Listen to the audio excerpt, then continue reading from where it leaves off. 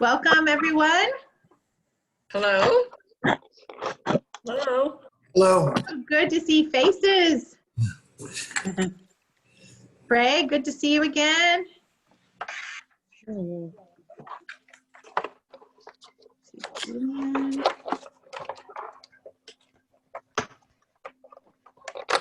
Ken Carr. I don't see your face, but I see your name. Gotta get my chair situated. Okay. There we go. Craig, wasn't it like yesterday I just saw you, or maybe that was 2 days? Yeah, it was a week ago, right? You know, there is no more sense of time in our world. I know. You know, if you'd asked me before this whole pandemic thing started, I never would have believed that I could work more at home, but I feel like everybody's getting their money's worth. I put in way more time at home. I have a really hard time with boundaries. Can I ask you a quick question? This is Cindy Sawyer. So I signed up for the Pear Deck account with Google, and in the instructions we got from FTE, it said to add on, like if you're going to do Google Slides. I didn't know what to add on or where to add. I'll show you how to do that. It was a little bit, I wanted to keep the instructions simple and not overwhelming, but I also I'm just glad I got right here. Intuitive. Like if I got here, this is good. That's great. Okay.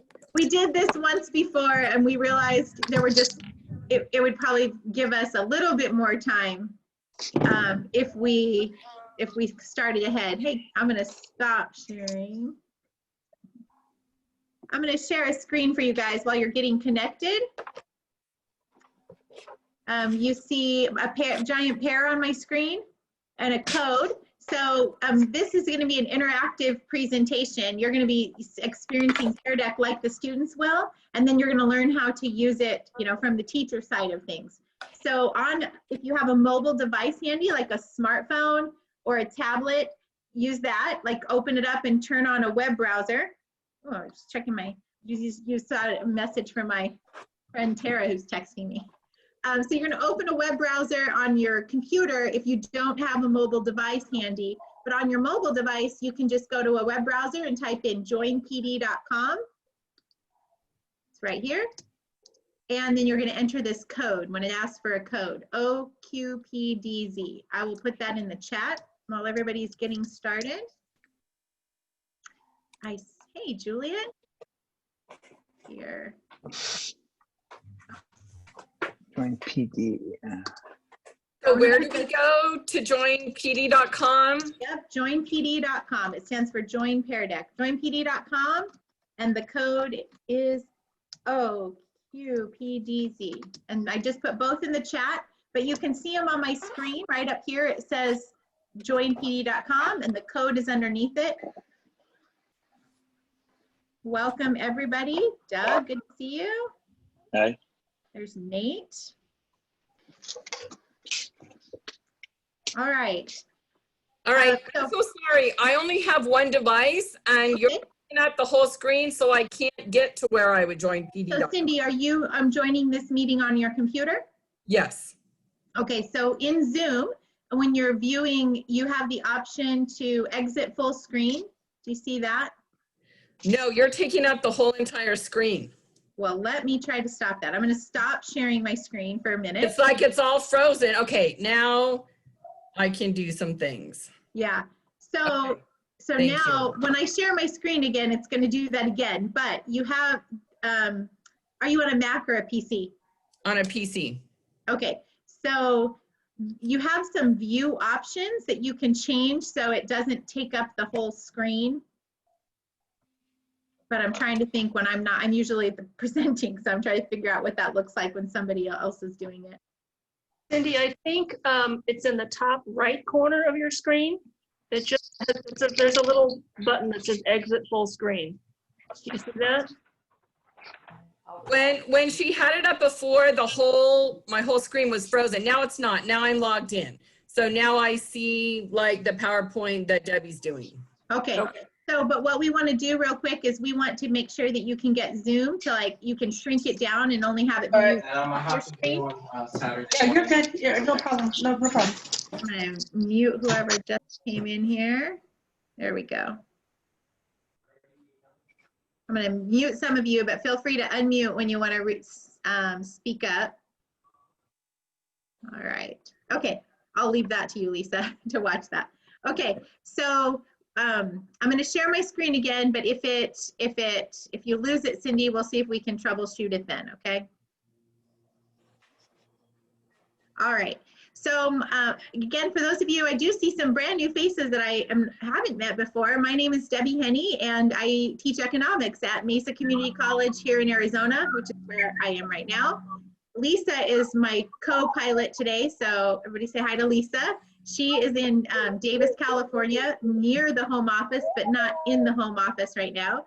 And so she handles, some of you may have seen her name before via emails, or she does works with a lot of our online programs, but she's also learned lots of new skills this week, like how to run Zoom meetings and things. So just a little background on why we're doing these workshops. FTE normally does face-to-face programs, and the brand and kind of what we're known for is running is active learning simulations to teach economics. And so in the summer camp type programs that we run for teachers and high school students, those didn't happen this summer. We had to quickly pivot and learn how to take those virtually.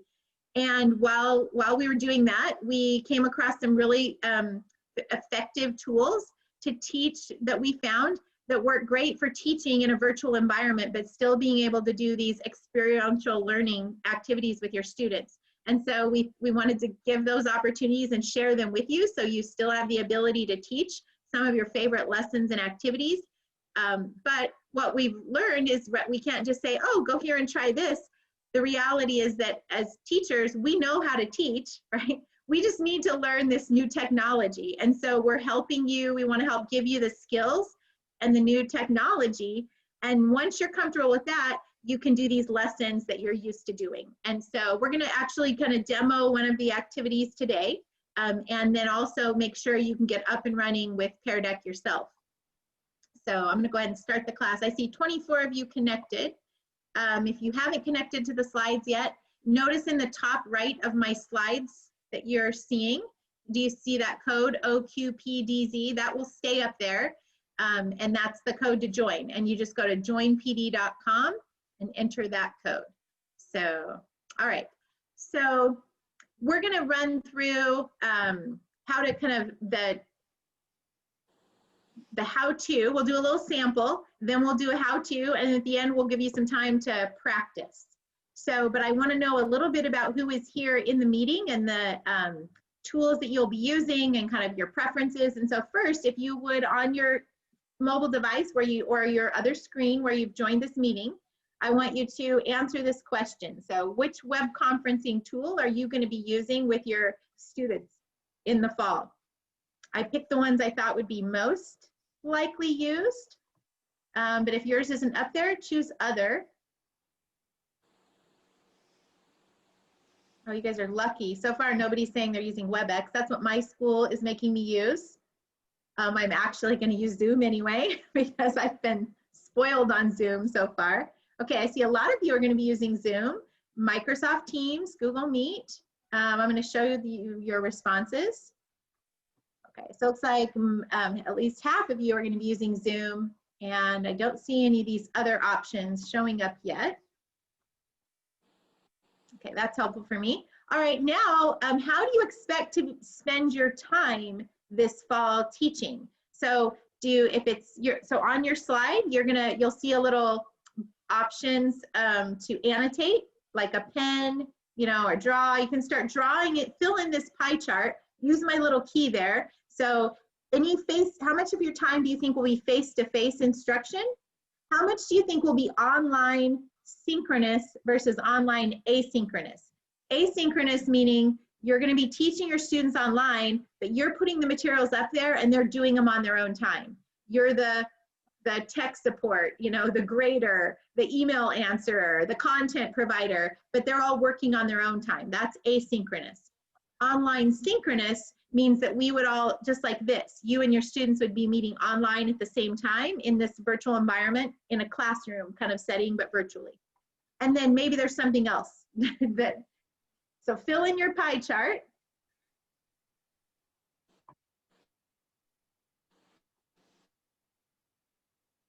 We have some artists, and we have, we'll say some amateurs in here.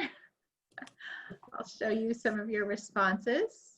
I'm sorry to be the dork in the class. I'm either having problems on the computer or it's me. Where do you go to get something to draw?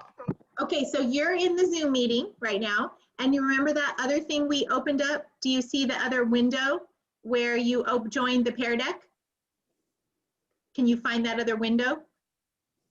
Okay, where I joined the original Pear Deck? Yes. It just says home Pear Deck. Okay, where you connected to my Pear Deck slides, where you went to, you had a window where you went to joinpd.com and you entered a code?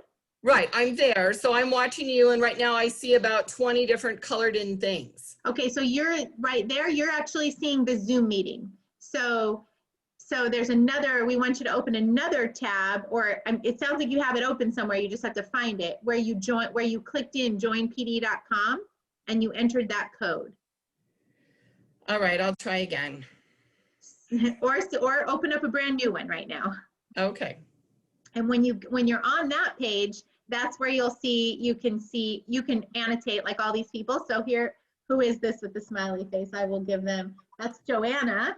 And the one with the top hat is Peter Van. You can see Peter's there at the bottom. All right, it looks like a lot of you, what was blue? Asynchronous, and green was synchronous. So most of you, it doesn't look like you expect much face-to-face time, and it will be split largely between live like this and asynchronous work that students will be doing. So that is helpful to know. And somebody said no way for face-to-face. All right. So I'm going to go ahead and hide those responses. And thank you, I did find it, so I'm good. Yay! Okay. All right. So we're going to go to the next one. So this one now, share with me your preference. How many of you are Google Slides people, and how many of you are PowerPoint? And I know there's probably other options, but of these two, what's your preference? So if you have a blue dot on your screen, drag it to the side that's your preference. And let's see if I can see how many we have over here. Boy, this is tough. This looks like it's pretty 50-50. And some people that haven't decided yet, haven't found their dots to drag them yet. All right, maybe a few more PowerPoint. I was 100% PowerPoint. I've pretty much converted. Everything's Google Slides now. There was a couple of things in the beginning Google Slides didn't have I was really annoyed by. But one, like now I can skip slides, or I can hide a slide. Once they fix things like that, I'm there. And I learned how to upload all my PowerPoints as Google Slides. That was a great starting place. And Google has gotten much better about making those conversions smoother and better than they did in the beginning. Not trying to sell you. I still have PowerPoints and I still have Google Slides, but that's been my experience. Okay. So if in this new environment, I'm sure when you're thinking about the worries, and when I was reading the syllabi from I have a daughter in 8th grade for her teachers, for the different classes, I can just read in how they're preparing and the things they're worried about. It's like you can read their mind. They're worried about students, like being on their phones all the time. If we were worried about competition and keeping their attention in a face-to-face environment, it's a little more intimidating now because they've got their whole world around them, and their moms coming into the room, and their brothers and sisters, and Netflix, and how do you control that environment? That's hard for us teachers that are used to being in control. So your classroom has a new look. It's not a room with 4 walls anymore, right? Your classroom, even trying to describe what that means to people, I found is really complicated. We have a learning management system, right? Something like Canvas or Google Classroom or Blackboard, or some place where all the assignments are organized and your rosters and your classes are organized, where the students submit things. And that's one thing that you have to manage, right? And then you have whatever the web conferencing platform is, like this, the way that you're going to meet with students. And how do they get to this, right? On my daughter's school started last week, and the web conferencing platform, they're using WebEx, but to get to WebEx, every kid first had to get into the learning management system, of which the school district just didn't have the bandwidth. So that first day, it was like a traffic jam just to get everybody into the learning management system so they could get into the class, so they could find the WebEx link to get to the class. And once they were there were no problems in WebEx, right? But that's something else. So you've got your learning management system, you've got this web platform where your classroom actually happens. And then you've got the technology that's outside of your control, both for your students and you. And then you have these apps, these technology kind of things that will supposedly or hopefully enhance your experience that you're going to be teaching with the students. These are going to be things like Pear Deck that we're going to use today. Some of these you were already using in the regular classroom, like Kahoot was a popular app. Some of those are obvious how we can still use them in a virtual environment, but some of them might not have been on your radar yet.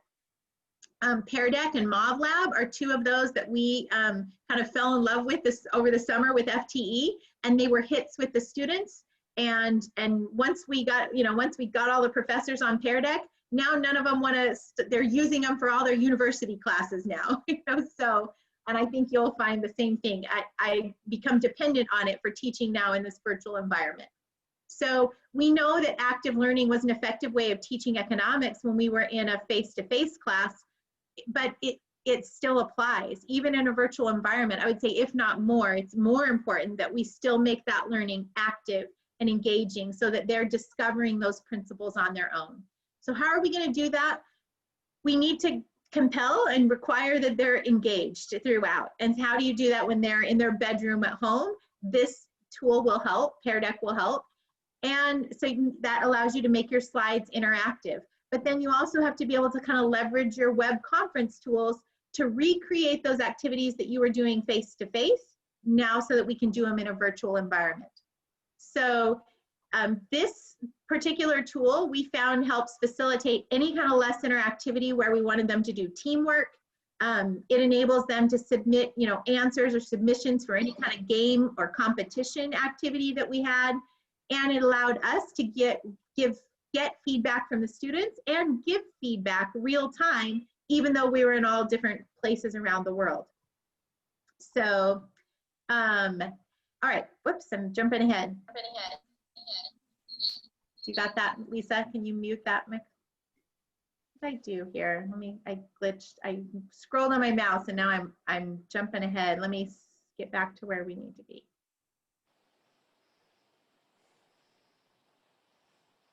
All right, so I'm going to give you a little preview. You're going to get we'll share a folder with you when you're done that will have these lesson slides, but it will also have 2 activities, actually I think 3 activities that we did this summer, Farmers and Fishers, and that is a kind of a environment and the economy kind of an activity, Coase Theorem.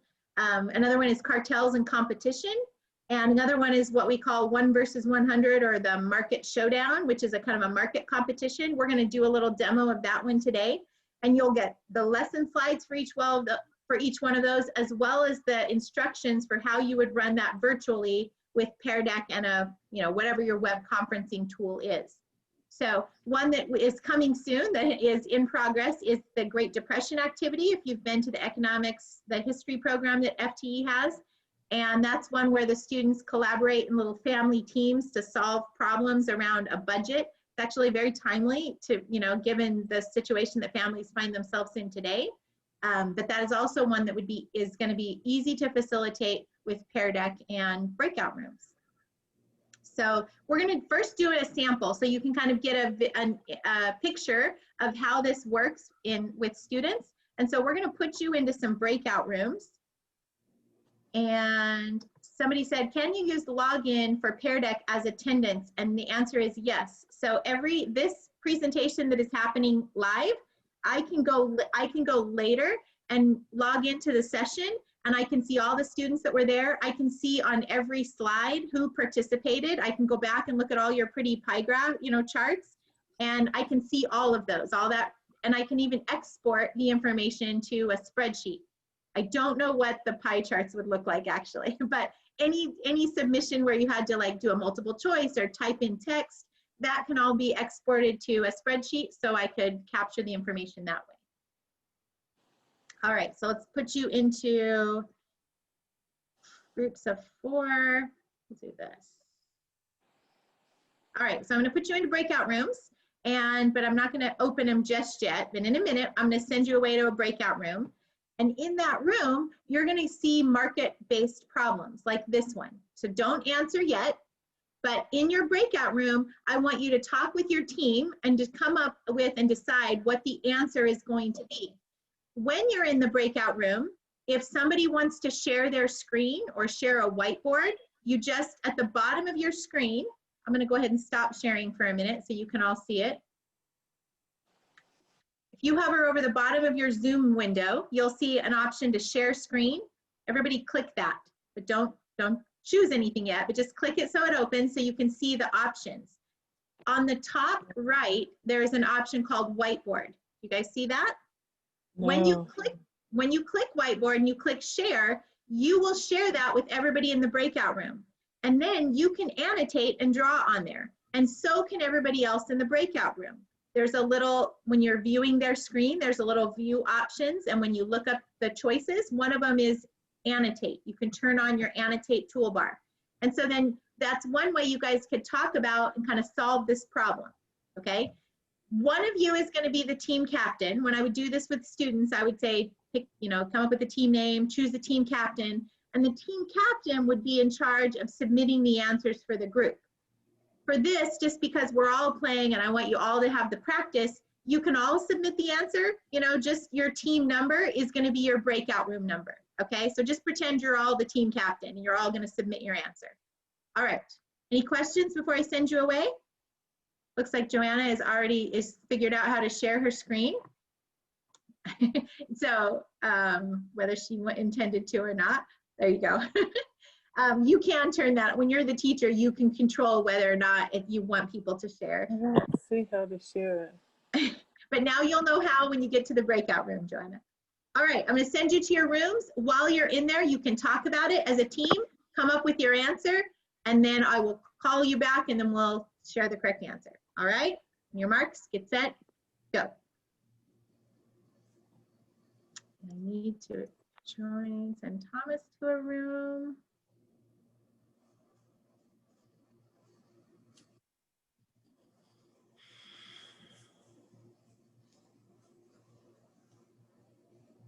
Does anybody need help finding their room?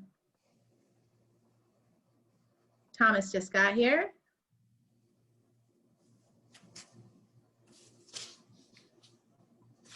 How about Erica? Do you need help joining a breakout room? Or Doug? He might be on 2 devices. I think he's on 2 devices. I thought I said that earlier. Yeah, I'm on 2. So okay, I'm in room 2. You're in room 2. I'm going to send your other one to room 2. Move to room 2. There you go.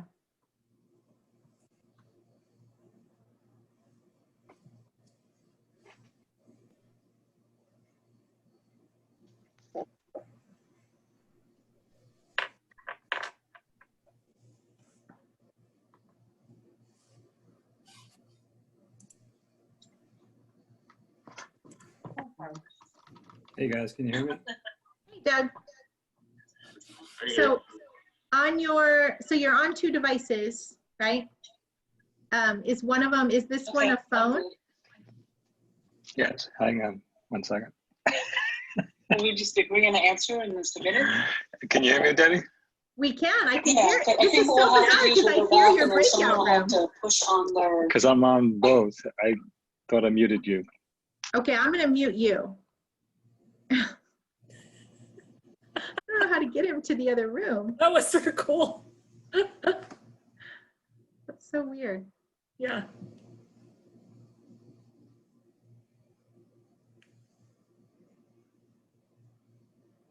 How long are they going to be in breakout rooms, Debbie? Just for a minute. Let's use Okay. ask for help.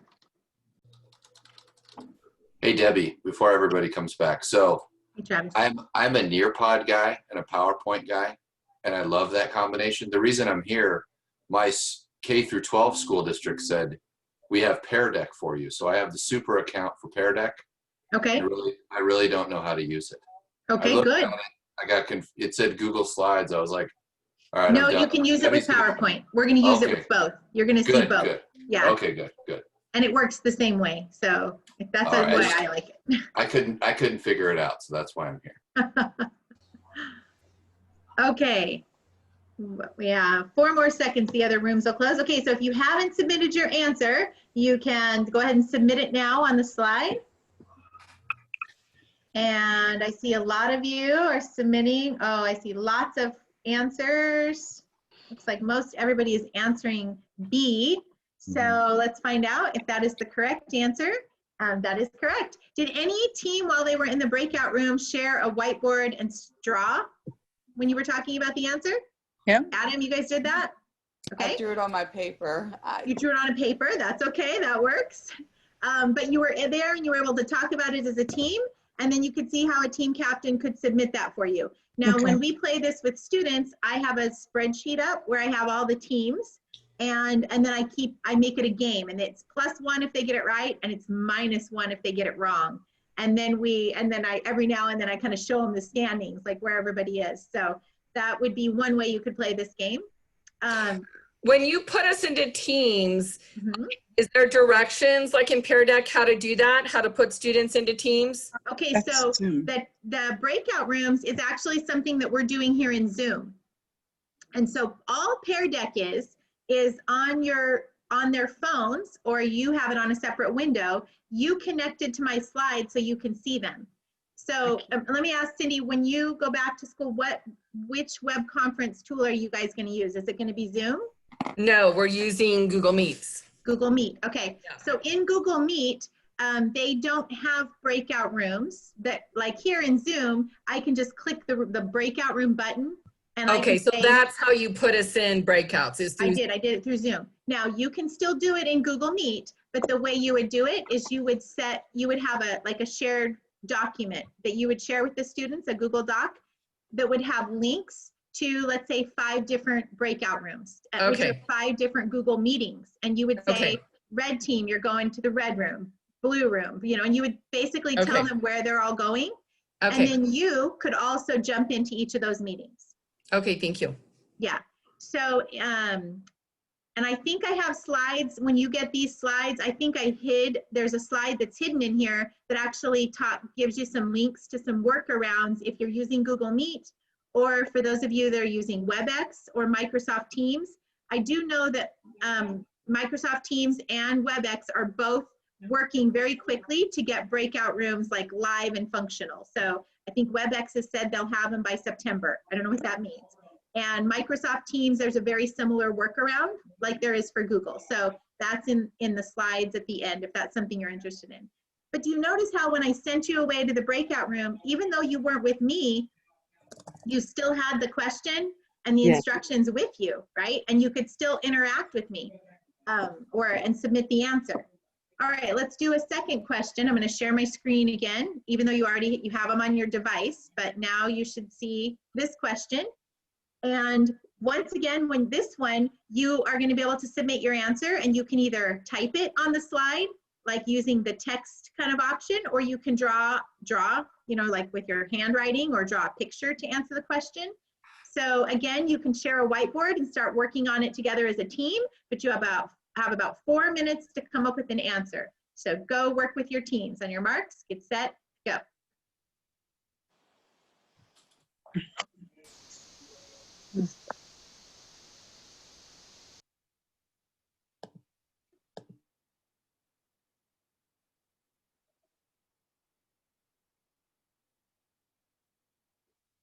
You see your breakout rooms? Oh, I see. I need to send somebody to a breakout room. I think Ted joined. Ted's here. Ted, I'll send you to one in case you want to pop in anywhere.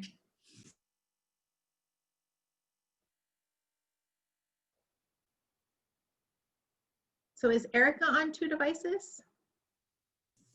I don't think so. I think it just took her a little longer last time to get in and out of the breakout room. Okay.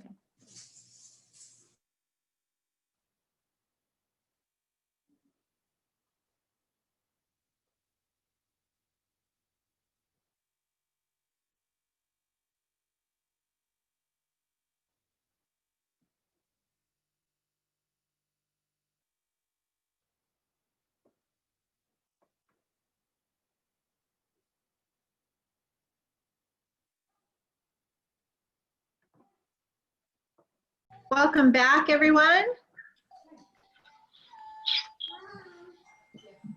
Okay, welcome back. I see lots of answers.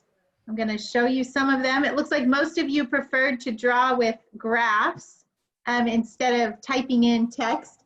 But on your slide, did you see how you could actually also, there's an A, like a text option, and you could just kind of write in the answer. Price would do this, quantity would do this. And so I even see some of you are, oh, look, somebody's writing shortage right there on their screen, on their graph. Now I can, and I also have the option to view this way, so you could see one screen at a time. So look at this beautiful, colorful one. They found straight lines, right? This one free-handed it, but I can see we know what's going on here. Oh, this one's labeling happening live in progress. So, all right, so you get the idea. Now, notice that when I'm showing these responses, you don't see the student's name. So you might recognize this as your graph, but nobody else knows this is yours. I have a view over here where I can see a teacher dashboard, and I can actually see when I'm looking at that red and black one. I'll just call somebody out since it's such a good one. I can see that's Jan's graph. And so I could give props to Jan or say, you know, good job, Jan, if I wanted to, because I had you guys log in to this Pear Deck session. Remember when you went to join PD, it asked you to connect with a Google account or a Microsoft account. And that's how I can know who you are. But you also can just have it be completely anonymous, even to you, the presenter, and students don't have to log in. That's usually what we do at teacher workshops because it's less of a hurdle. All right, let's stop showing those. Debbie, can I ask a quick question? Sure. When you had us use the whiteboard and you said that we could submit it, is that just clicking save and then does that go to you so you can see it, or is it okay. just? So that is a Zoom feature. And so when you were working on the whiteboard, it doesn't actually get submitted anywhere. You can save it. So on the annotate toolbar, the option at the far right next to close it is save. And when you save it, it saves it. You can actually just right there, it gives you the option to open it up in a folder so you know where it is. But it puts it in your documents folder under Zoom. Zoom has its own folder, and then it organizes it by date. So you could find that picture and you could share it with the class. Like, did anybody save a whiteboard from their room that they worked on? So one option would be if I didn't want the students to submit it with the Pear Deck slide, I could have them share a whiteboard, would be another way the students could share an answer. Debbie, I have a quick question. I shared my screen with the whiteboard, Okay. but the other members of my group couldn't work on that same whiteboard. So if you have, did any members in Jan's group have a Chromebook? Anybody? If you had a Chromebook, that is a, Chromebooks don't annotate basically in Zoom. That is a problem with Zoom and Chromebooks. And, but if the others couldn't, it's probably just because I can show them where to do that. So the next time we go into a breakout room, in the breakout rooms, there's an ask for help button. And when you click that, it summons me so I can pop in like a fairy godmother. Okay, so let's try that next time, Jan, okay? All right, any other questions before we try another practice one?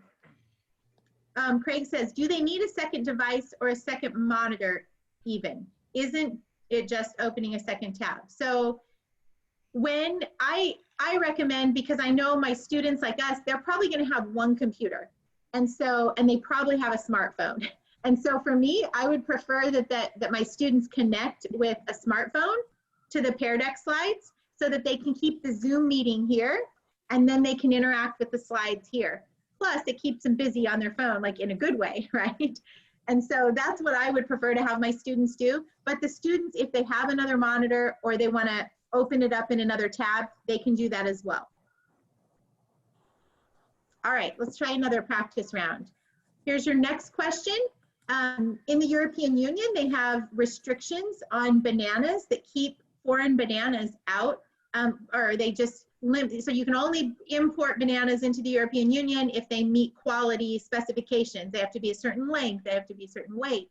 And so it results in higher prices and lower quantities of bananas in the European Union. So in the program, we would show students a little video that kind of sets that up. And so my question for you is, why does the European Union place restrictions on their own consumers? You can draw a picture to answer the question, or you can type text, you know, on that same slide. And you can share a whiteboard in the group to try to solve it. But when you're ready to submit, I want you to submit on Pear Deck, okay? Submit on what? What was that? Somebody had a question. All right, I'm gonna open the rooms. If you have a question, just summon me to your room. And I'm gonna put Eric, I'm gonna put you in, which one?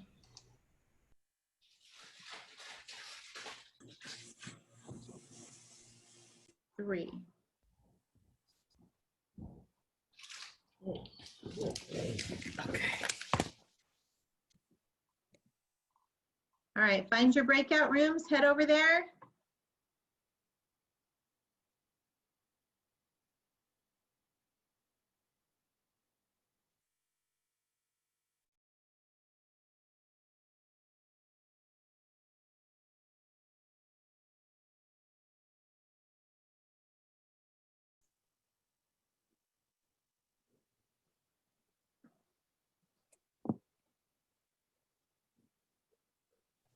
Can you do me a big favor?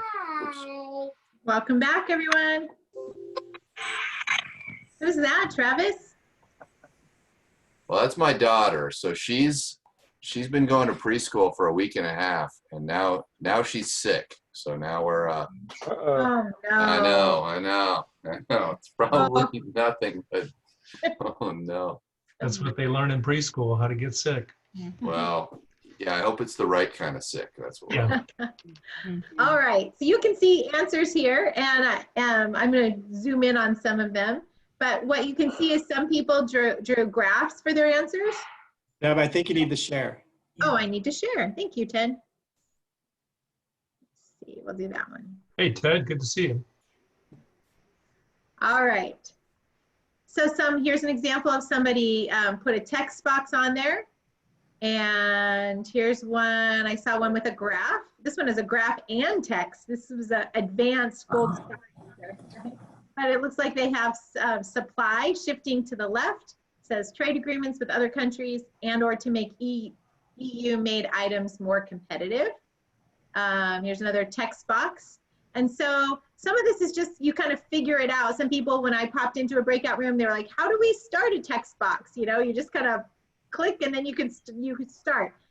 It might be intuitive. Once the students start using it and figure it out, it's, you know, they don't have to be taught more than once, but it's always good to know that first time you're going to be using a tool or practicing with it, it's really that activity should just to be about letting them get their feet wet and kind of experience it, kind of like we're doing now. Same thing if I was going to be teaching them about how breakout rooms work and sharing a whiteboard and sharing your screen, we would do an activity, but really the whole purpose is just teaching them that technology so that we can use it in upcoming activities. So, all right, I like this one had a bananas I like with a drawing. So it says import tariff quota to protect EU crops like grapes in Italy. And was this like an emoji option that was in Pear Deck? That's cool. I have not seen that before. I learned something new today. So, and this gold star I would give on this answer. And on my teacher dashboard, I could even come over here and make some comments. Like I could say, I'm going to put a little comment on that. That's Peter's slide. But I can say, wow, good job, Peter. And then Peter, what does that look like for you? It popped up as a little feedback, and thank you. Okay. If I could draw a gold star as feedback, I'll have to work on that. But I was able just to type a little note, you know, like on his specific submission, and he just got a little note there. So, okay, I'm gonna hide that. And Oh, yeah, that was the answer. I thought I clicked to the next question. So one last practice, and this one I want you to kind of think about and talk about with your group, and then decide how you want to answer this. But you may or may not have heard about fair trade labels, but in the video we showed the students in the program that bananas that have the fair trade certification mark means that they have been produced by small farmer organizations or plantations that meet very high social and environmental standards. Farmers who produce fair trade certified bananas are guaranteed a floor price, which is a fair trade minimum price, to cover the average cost of production, and a fair trade premium of $1 per box of bananas to invest in social and economic initiatives in their communities. So my question to you is, what effect does fair trade labeling have on the demand for fair trade labeled bananas? And you could have a team captain answer, or I would just say everybody for practice answering on your Pear Deck slide. I'm going to send you one more time away to your breakout rooms.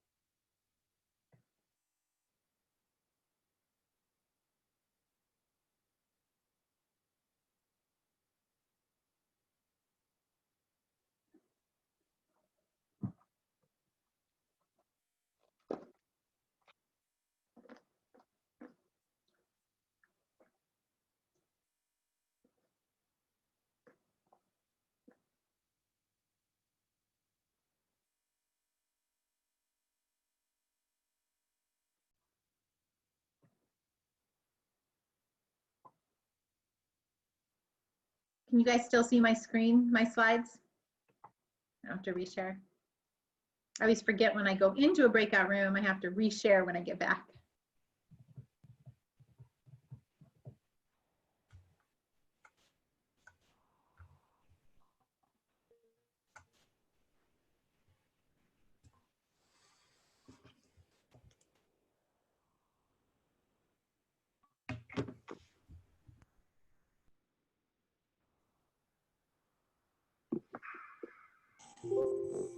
Hey, welcome back, everybody. All right, so I see Rebecca said demand will decrease. Let me see another one here. And I saw, oh, I have a graph here. I'm going to ask, let me see if I can show it over here. I'll show the one I'm looking at. Oh, I wanted to point this one out because I noticed this one was, I think, this might have been Jan's, but her font was really small. I didn't actually know this. You can change this. You must be able to change the size of the font. Is that what Jan is? So that looks like 2 point, or so I don't know, maybe it's a good answer. It looks really big on my iPhone. It just didn't look that big on the actual slide. Yeah. Sorry. No, it's fine. I actually just learned. Go ahead, Ted. I just learned how to change the font like just a second ago. Here's one with a graph with arrows, which show me demand is shifting to the right. And this one, I'm going to ask for an explanation because I don't see any. Oh, here's someone. This one. Wow. Has lots of labels. Maybe by the time I get to it, they will have. Oh, how about this one? Whose graph is this? Oh, here's Ken. Yeah. Ken, which direction? Is this an increase or decrease in demand? Let me see. On your graph. Yeah, you know, okay. I was trying to share this and put in the decrease or increase, and I couldn't share it. What? Well, you, this one is the one you did on your mobile device. Right. And so if you, I'm just giving you the opportunity, you can just tell us, is it increase or decrease? What do you think? Oh, it's supposed to increase. Okay, increase. So now we have people saying increase and decrease. And I also see somebody said, it depends. And that was, I said, oh, who said that? But it was Ted. He's seen this lesson before. But I scrolled down and Peter, who just changed the size of his font to even larger, he said, it depends on the consumer. So here's my answer. You're right. This is an it depends answer, right? It depends. Either enough, if consumers value socially conscious consumption, they're going to seek out products and would be willing to pay more. And that would be reflected with an increase in demand. Or consumers may not value such labels and would be unwilling to pay a higher price, resulting in a decreased quantity demanded, or sales would fall. So that's an example. The reason we did that activity was really just to show you kind of an application of how you might use this in the classroom. Right there. Just reach down. Can you and mute find those it microphones? In the couch. In the couch. There you go. Maybe I can find it. There we go. All right. So what we're going to do now is I'm just going to show you how, let's just see show of hands. No shame if you didn't, but how many of you were able to set up a Pear Deck account before the program? So raise your hand like this. Okay. All right, good, good, good, good. And what I'm going to show you right here is once you're in your slides, the second step was to set up your Pear Deck account, but then you have to either get an add-on if it's Google Slides or an add-in, they call it, if it's PowerPoint. And I'm going to show you the steps for how to do that because I don't think that was quite as intuitive. So on this slide, I'm showing kind of a screenshot of when you're in Google Slides, but up across the menu, there where it says File, Edit, View, you will see add-ons as one of the options. And when you click add-ons, you can get add-ons or add add-ons. This is Google Slides. In a minute, I'll show you PowerPoint for those of you that are PowerPoint users. And when you search add-ons, you can just type in Pear Deck, and if it doesn't already come up, and Pear Deck, you can get the Pear Deck add-on. You just want to install it. It's going to put it into, it's an add-in that goes into Google Slides, and you will never have to add it again. It's just going to be there. Now, when you were setting up your account, did anybody notice, did it offer you a free premium account? Okay, teacher accounts are free. You can just get the standard account for free. But they have a premium account that has really cool things, and right now the premium account is free for 90 days. Well, I did that earlier, but when the pandemic started and I was learning about all this, and my premium account ran out 2 days ago in the middle of this first workshop. When I was doing this with you guys, I was like, oh man, I should have set it up. Well, so yesterday I logged in to get all connected, and I'm sold. I would have paid for it. I would literally, it cost me less than like Netflix or my Audible account that I forget I'm even paying for. I was like, I'm gonna buy this. And I went to like upgrade my account, and it goes, congratulations, you got a free upgrade for 90 days. So there you go. I got 90 more days. So I would say try the premium. If at the end of the 90 days, they don't give you another free 90 days, then, create a new Google account or something is what I would say. If it's not worth, paying for yourself, or you're not lucky enough like Travis, whose school is paying for it for him. He's still not sold because he's a Nearpod guy, and Nearpod is cool, but all right. So that's how we do it with Google Slides. And now I'm going to show you what it looks like for PowerPoint. Debbie, Go ahead. Before you go to PowerPoint, yes. The add-on, does that have to go into my account or the actual slides? It goes to your Google account. So now any Google Slides that you open, you have access, that add-on is built into your Google account, into your Google Slides, wherever you go.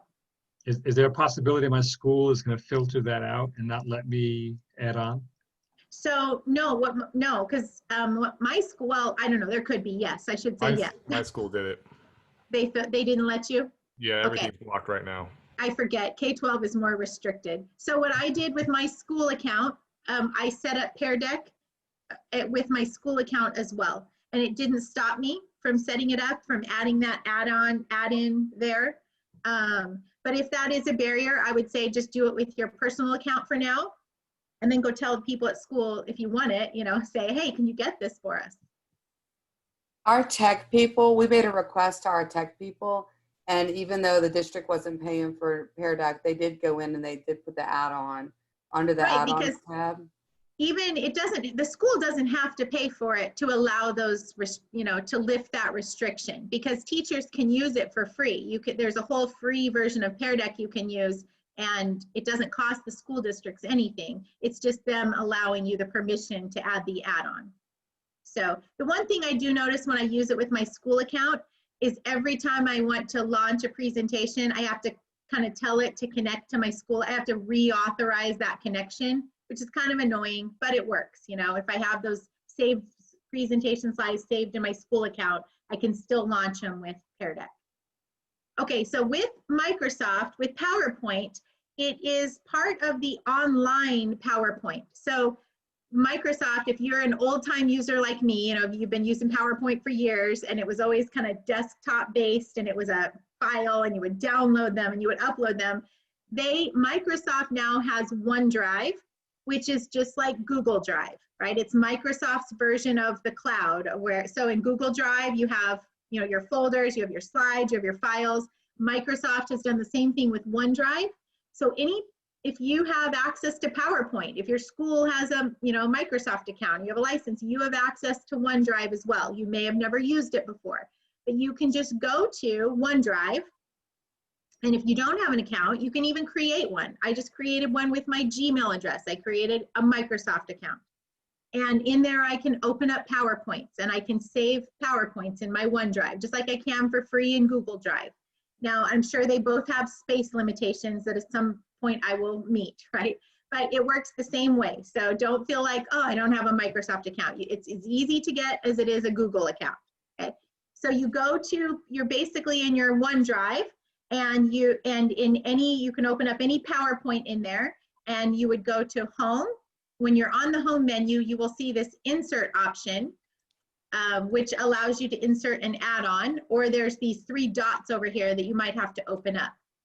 And from there, you're going to go to the Microsoft Office Store, and you're going to get the add-in, which is from, they call it an add-in, and same thing, you would just search for Pear Deck, and you add it into your Microsoft, you know, OneDrive, basically. So it's part of your Microsoft slides. Once you've done it once, you don't have to do it again.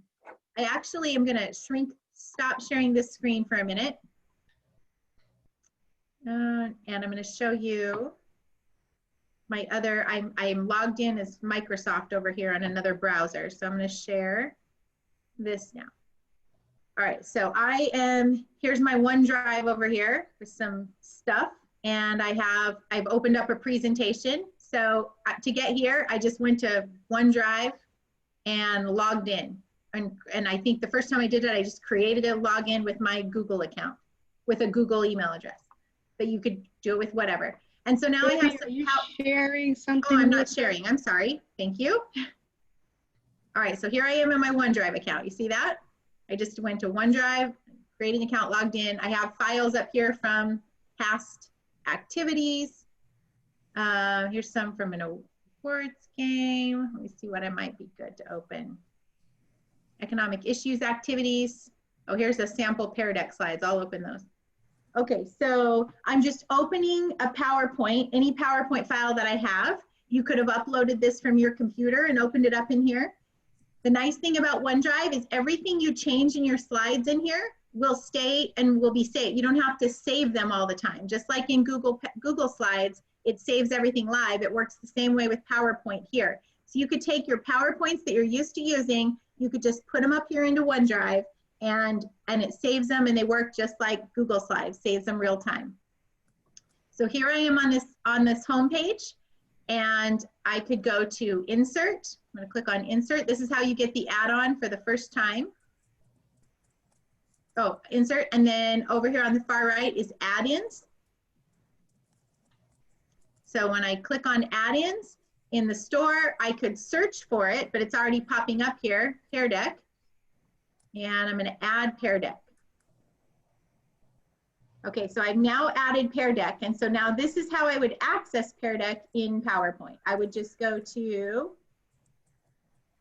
these dots over here on the right, and when I pull those dots open now, Pear Deck is an option.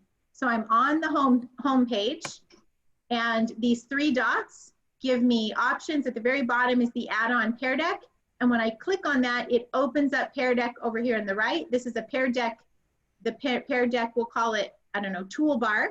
And I can close it and I can open it again and it will just be there whenever I need it. Okay, so I've added, and now any other slides that I open, like these slides over here, the brand new slide I got from the Pear Deck homepage, and I can do the same thing. I'm gonna go to my homepage. Now, I opened this up before I added the add-in, but now that I'm back in this slide and I've already added the add-in, I don't have to do it again. Now I can just go to home, click on those 3 dots on the right, and Pear Deck is already here. So it's there now for any slides I want to open up in PowerPoint. There's the menu on the right, okay? So that's how you basically, when you're building your slides, this little Pear Deck menu is on the right, and you can use it to add in or to make any slide that you want that's already there an interactive Pear Deck slide. Okay. Now I'm going to show you what it looks like for Google. So am I sharing my Pear Deck? Do you see Pear Deck now? I'm on the Pear Deck page. Yes. Okay. So I'm going to show you some other slides now.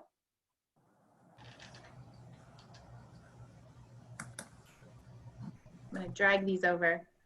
Actually, no, I can do this.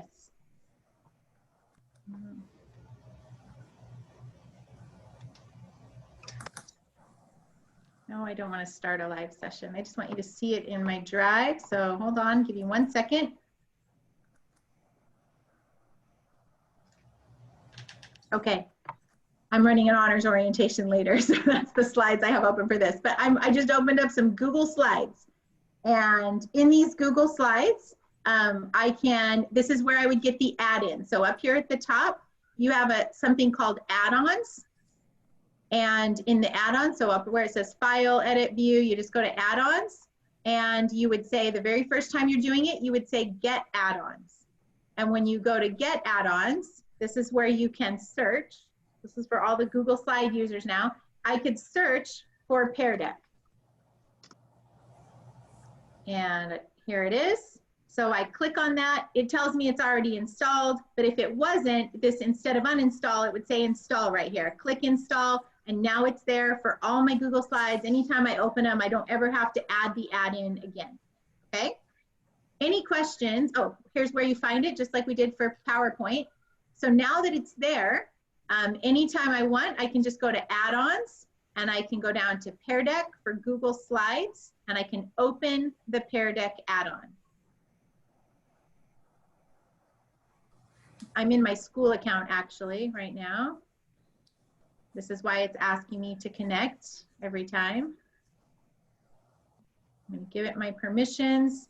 So normally in your personal account, you probably won't have to do this, but if a school account, you might have to authorize it each time. Yes, it's okay to connect to my Pear Deck. But it opens up in this menu over here on the right. And now I can go through and I can make any of these slides interactive by just clicking one of these options. I'm going to come back over to our presentation now. And are there any questions before we go any farther? Yeah, Debbie, Ken. Hey, would you guys have a cache of something like FTE does on the site for us to say import those slides? Yes. So it's not on the FTE website yet. I'll have to work with Ted about how we want to make these available. But this workshop, I'm going to give you guys all a link to a folder. And in that folder, it has these presentation slides. And it also has the ones for all the activities that I referenced. And those are already Pear Deck enabled. They all have Pear Deck kind of built into them. So you could just run them. But what I'm going to show you right here is how you could take any slides that you have and you could just add, make it Pear Deck, make it interactive. So what you're seeing on this screen are two side by side. This one on the left, this is what the menu bar, toolbar looks like in Google. And over here on the right is what it looks like in PowerPoint. And do you see how they look identical? So if you use Google Slides and PowerPoint, as I've had to learn how to do, it's easy for me. It works the same way when I go either place. So what I want to show you right now is the different types of Pear Deck questions or question slides you can create. And so this is one where you get to enter a number. So my question to you is, how many hours have you spent on Zoom or a web conferencing this week, this past week? So on your, if you're still connected to the slides, if you aren't connected or you joined late, you're going to go to joinpd.com and enter the code OQPDZ.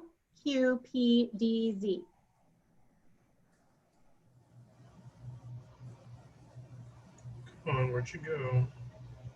Yeah, you might have to find that other window. If it's on your phone and it got closed, you might have to find it again or connect again, but we're still there. All right, so I see some answers. Debbie, I Go ahead. have a question. So on Pear Deck, I put in 30, but I didn't, there's no like submit on Pear Deck. It just, when I put in 30, it goes to you. It does. And you can also change it and you can add another answer. So I changed it. Delete So, but you don't, but there's no submit, right? There isn't, yeah. Okay. Yeah, there's, sometimes you have to click out of it and then it submits. But yeah, I can see Travis Klein and I can see Travis said 30. That's a lot. We haven't even hit Friday yet, right? So, Well, I thought it was last week. So. Oh, last week. It could be last week's too.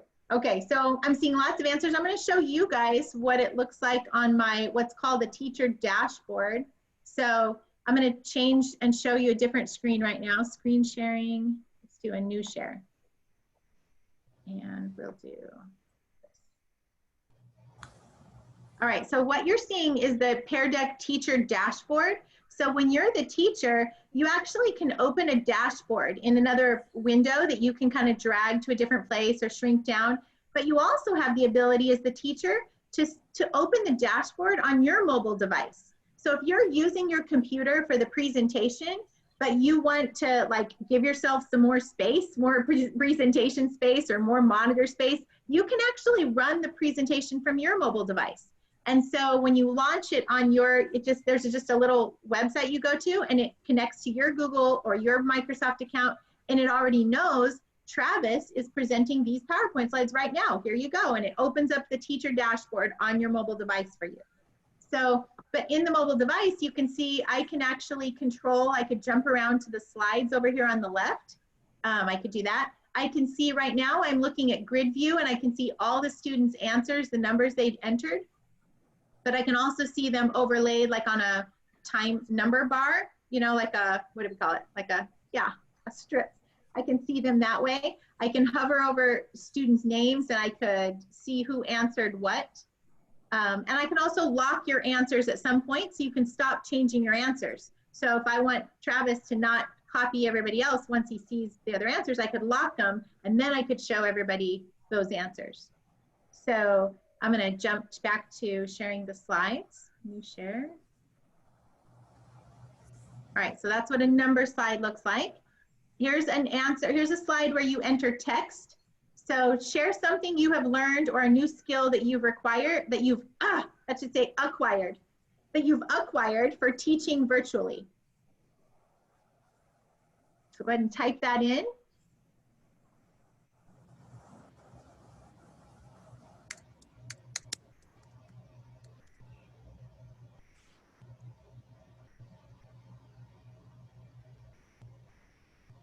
I should say, I know some of you are using Microsoft Teams for your web conferencing. And what I've learned this week about Pear Deck is they actually have, there's a feature in Teams where you can launch Pear Deck presentations within Teams meetings. So they, probably because of that Microsoft connection, they have an integration specifically for Microsoft Teams, for those of you that are interested in that. All right, I'm going to show your responses. And I can see them this way. Somebody learned about note-taking in Teams. Go Suns. Nearpod, some people have said. Flipgrid. I learned something called Jamboard, which is like a shared kind of whiteboard collaborative place with Google that can be saved. Wheel of Names, that's a really cool one if you're like, want to random generate, you know, pick a name. I don't actually think they're that random though, because we use them frequently this summer in EFL, and what we learned was like always, there were always kids that would get picked multiple times. And so I think the algorithms are not very complex. You know, like it's like pick every fourth name, then pick the seventh. And then, so I'm suspicious. All right, so that's a text slide. This is a choice slide. So I want them to give me, you know, a multiple choice, or this could be true, false, or yes, no. So if you could have one wish for your virtual classroom this fall, what would you choose?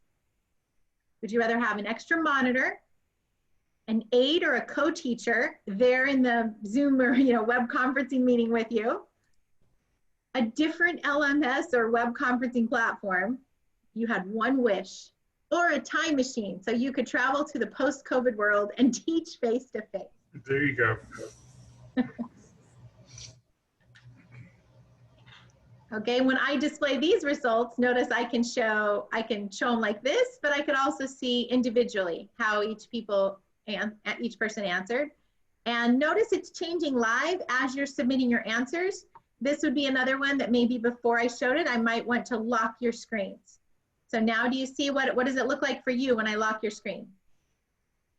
You can't change your answer, you can't add anything. All right. Go back. And this is an example of a website slide where you can send them to a website. So in the honors orientation I'm doing later tonight, we are sending them to, we want them to watch a video. We have to use WebEx at school though. And sharing a video in WebEx, it's not as smooth, with my experience with my school, as it is with Zoom. And it's glitchy, and we've had problems. And then it starts after you share and unshare. And so we said, you know what, forget it. We're just gonna put it on the slide deck that everybody's connected to. They can all watch it. We'll give them a couple of minutes to watch it on their own device with their own sound at their own pace. And then we'll come back and we'll talk about the video. So here I have a picture of the deck clock, but this picture was taken May 30th. And so if you click on that link, it'll actually take you to the debt clock website live today. What is the national debt today? Is it still 25 trillion? 26.6. It's now 26.6. So we've added $1 trillion just in 2 months, right? All right, so that's an example of a website. This one you've already had some practice with, but this is an example of a slide where you can draw. This is a premium. So far, every slide that I've shown you is part of the free version that you will get always and forever. This one is what you get if you upgrade to the premium for the free 90 days and then a free another 90 days. So, or if you get your school to pay for it, this comes when the schools pay for it, you always get the draw and the draggable. So there's two types of slides that are premium. This is one of them. Okay, so here you can just draw on the slide I've given you. It could be, you could make this a blank slide with a little prompt. And I'm seeing your beautiful slides. I'll show you some responses. They actually also have a grid, I don't really know when this would be useful, but do you see how it lays everybody's answers on top of them? And so I actually can see that you're all shifting demand to the right, and it would really stand out if somebody was shifting supply or shifted it to the left, right? So there might be a place where that would be useful, but I generally go ahead. I have a question about different accounts. So, okay. So if I have a premium account on one of my Google accounts, and then I'm working with students on the school account, do they interact okay? Like they can access Pear Deck that I have on my personal account through so what happens is like that slide I just presented, I was in my school account, that one, and so I could have launched that slide. I could have shared it with myself and launched it from my personal account. The students aren't going to know any different. It's just where you go, which account you log into when you want to go see their responses later. You just have to remember, was that on my personal account or my school account? But from the student side of things, it won't look any different. If you're using Google Classroom, Google, I would keep it all with your school Google stuff. Right. And if you're saying, I would just try to keep it in one place. But the only thing I notice is that, like, if I launch the slides, even if I created them in one place and I might launch them with a different account, Pear Deck just asks which account are we launching this with? And then that's how I would know to go look for the answers later. Thank you. This is a draggable slide, which is the second draggable, or the second premium slide. And here you can drag a bar. And so I'm asking you, tell me right now your comfort level with Pear Deck. And from yikes, this is freaking me out, to bring it on. And so I'm gonna be honest, they're looking a little better than the first time we did this 2 nights ago. So when we did this 2 nights ago, there were very few over in the confident range. So hopefully I'm taking a little comfort that you're feeling optimistic. Okay, it's not too overwhelming yet. Okay, so those are the types of slides, those categories right there. But there's actually tons of things you can do just with those types of slides. Like somebody is asking, could I take attendance? Yes. Could you give them a quiz? Yes. Could you go back and find their answers? Could you export that and do stuff with it? You know, all that information is saved and captured.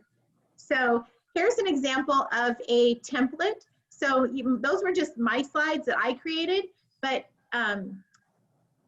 Pear Deck has all these beautiful slides that they've created, and you can just get those templates, you know, and add them into your slide. And so here is one that I just copied from them. Notice it's the same kind of draggable, but it looks really pretty. So maybe I want to put a temperature check in there for kids, or I want to do a draggable plus, you know, up or down, like, are we feeling ready to go on or not? I can just drop those in.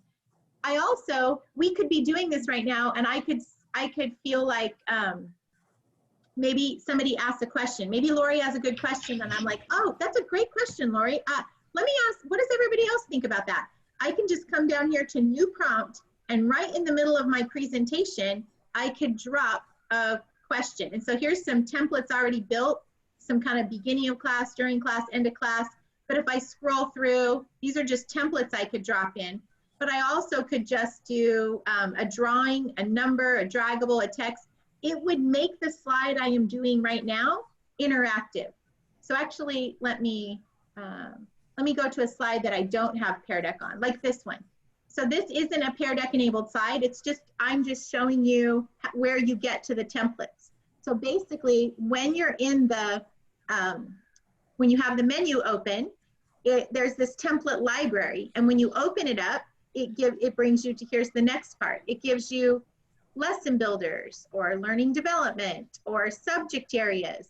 And when you open any one of those, like I opened up social studies, I think, and these were options that came up over here. I literally could just click one of those and it drops it into my slides as I'm building it. So I really thought this bee one was cool. It's just using a drawing slide to have them label a diagram of a bee, right? Or here's a graph slide, like a map they might use, or this map one where they could draw arrows to where those things should be on the map. Or I never would have thought about, you know, these different ways that you could use these kind of things, but they have all these templates that are there. In PowerPoint, in Microsoft PowerPoint, it actually takes you to the Pear Deck website, and they have them built as PowerPoint decks that are full of just a bunch of templates. So it says, go here to get all the opening, you know, templates. Go here to get a bunch of emotional well-being templates. Here's a bunch of social studies templates, and you would just download the whole PowerPoint, or, you know, add it to your OneDrive, and then you can open it up and you can just copy and paste any of those templates into your PowerPoint slide. So that's how templates work in PowerPoint. Now, like I was saying, if I wanted to, on the fly, turn this into a prompt and just ask you a question about it, I would just click New Prompt. And if I go over to the far right, I can just say, here's my slide I'm looking at, and I could say, make it a text slide. And now, on the fly, right now, I could ask you guys to give me, you know, answer whatever question I just threw out there that Lori, you know, had brought up for everybody. Okay, so I didn't have to leave the presentation to do that. I didn't have to close it and then open it and give everybody a new code and edit. I just, right there on the fly, added that. All right. Let me see. So we're done at, what time did we start, Lisa? 4? We started at 4. Okay, good. We're making good time. All right, so this is what the teacher dashboard looks like. This is a picture of the teacher dashboard. I showed it to you a minute ago. You can run the presentation from the dashboard. You could advance through the slides. So this summer, we taught our professors how to use Pear Deck. And then I basically built them template decks and just gave them to them and said, here you go. And you can use this, you can add to it, you can use your own slides and just copy in the things you want or make your own Pear Deck. And it was all across the spectrum. There was professors that they uploaded their PowerPoint slides and just added Pear Deck where they wanted it. There were other professors who just used the template I gave them. But what I watched was how they all found a way to work with it that was comfortable for them. So we had this professor, I won't throw it, well, I should say his name because he was amazing. I was nervous though. Robert Waples is his name. Some of you may have met him at like the economic history program. He teaches at Wake Forest University. And he does not have a cell phone. This guy doesn't have a cell phone. So my first thought was, Ted, what are you doing putting Robert Waples as a teacher in our summer online programs when everything is virtual? And we trained the professors in kind of a training like this. And then a lot of them I met one-on-one just to give them some practice. Well, Robert, we met every morning for like 2 weeks, like 45 minutes every morning. And every morning I felt like I was starting over. And I thought, is he remembering any of this? But what he was doing is he was practicing. We would start with, okay, let me launch my presentation. It was like we were going through the steps, over the same thing. But by the end, he had it. And we started that week. He was one who liked to use the teacher dashboard on his iPad. He would load it on his iPad. He had the Zoom meeting going here. He would see the kids' responses. He would show them. He would take them down. It was flawless. It was amazing. He was always on time. I don't know how he did it. I would say he was one of the best presenters we had all summer. And this is the guy who doesn't have a smartphone. He uses a phone attached to the wall. So if he can do it, we can do it, right? But he loved the teacher dashboard and he liked having it on his iPad. There were other professors that never used the teacher dashboard. It was just too much. So they never opened it. They just used their presentation slides. And right here at the bottom, I'm going to skip to the next slide. They used these buttons, to like show and hide responses. They used it right here. They never went back in and looked at student responses. They didn't need to. They did it live. They could see what they needed. There was another professor that would use the Pear Deck slides. He would collect the information from students, but he wouldn't show it to them. He wouldn't show them the results. He just would use it to say, oh, good. Okay, I see we're getting it. All right, I like those answers. Good job, so-and-so. But he wouldn't toggle back between showing them. And then he would move on. He was able to get feedback for himself. Are they getting it?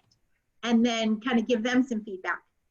And then there was another professor who was very artful, and he got really good with he knew Zoom, and he only had one window, one screen. But anytime he wanted to ask the students a question, he learned how to stop share. He would just stop share, take it down, so he could see all their faces, and he would call on the kids. Like he would just call, like Eric, whether they raised their hand or not, he would call on them. And then he would seamlessly just mute share and the slides would go back up. I can't do that. I'm like, okay, let me share. I have to like talk myself through the steps. But that was his thing. So just like in the classroom, you have your own style, you're gonna have your own virtual style. You have to do it in a way that is comfortable for you and find ways to make these tools work that make it easier for you and that make it, work for you. So when you launch a presentation in Pear Deck, this is the screen that comes up for students to connect to. And while the students are joining and connecting to this code, this right here is where you would open the teacher dashboard. Now the teacher dashboard is also something that is premium, and to get it, at least to get it on a mobile device, I know. And so that is another reason why I would say get the free 90 days, and then they're probably gonna give you free 90 days after that. They're not looking to make money off of us individual users. They want schools to subscribe, right? Okay, so that's my advice and why this is what comes up when you go to the teacher dashboard. And it actually, right here, it says use your phone or tablet. So if you don't go to this app right here that I outlined in yellow, this pops up every time you launch it. You could just type in that web address, and it just asks you which Google or Microsoft account you're connecting to.